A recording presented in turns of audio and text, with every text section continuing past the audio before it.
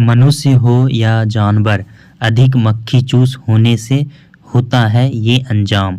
जंगल में एक गीदड़ रहता था। वह बड़ा कंजूस था। क्योंकि वह एक जंगली जीव था, इसलिए हम रुपये पैसों की कंजूसी की बात नहीं कर रहे। वह कंजूसी अपने शिकार को खाने में करता था। जितने शिकार से दूसरा गीदड़ 2 दिन काम चलाता, वह उतने ही शिकार को 7 दिन तक खींचता। जैसे उसने एक खरगोश का शिकार किया। पहले दिन वह एक ही कान खाता, बाकी बचा कर रखता। दूसरे दिन दूसरा कान खाता। ठीक वैसे जैसे कंजूस व्यक्ति पैसा घिस घिस कर खर्च करता है, गीदड़ अपने पेट की कंजूसी करता। इस चक्कर में प्रायः भूखा रह जाता, इसलिए दुर्बल भी बहुत हो गया था। एक बार उसे एक मरा हुआ बरसिंघा हिरन मिला।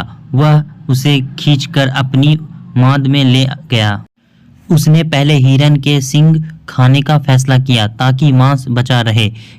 कई दिन वह बस सींग चबाता रहा। इस बीच हिरन का मांस सड़ गया और वह केवल गिद्धों के खाने लायक रह गया। इस प्रकार मक्खी चूस गीदड़ प्राय हंसी का पात्र बनता।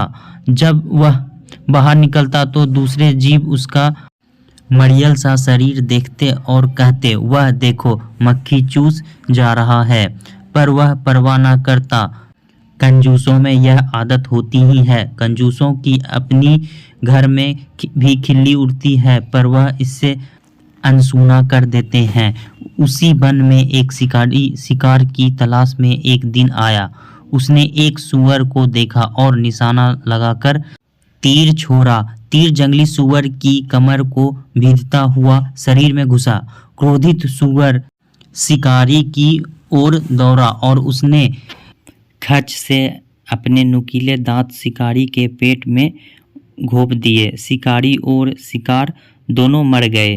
तभी वहां मक्खी चूस गीदड़ आ निकला। वह खुशी से उछल पड़ा। शिकारी वह सूअर के मांस को कम से कम 2 महीने चलाना है, उसने हिसाब लगाया। रोज थोड़ा थोड़ा खाऊंगा, यह बोला। तभी उसकी नज़र पास ही परे धनुष पर पड़ी। उसने धनुष को सूंघा। धनुष की डोर कोनों पर चमड़ी की पट्टी से लकड़ी से बंधी थी। उसने सोचा, आज तो इस चमड़ी की पट्टी को खाकर ही काम चलाऊंगा।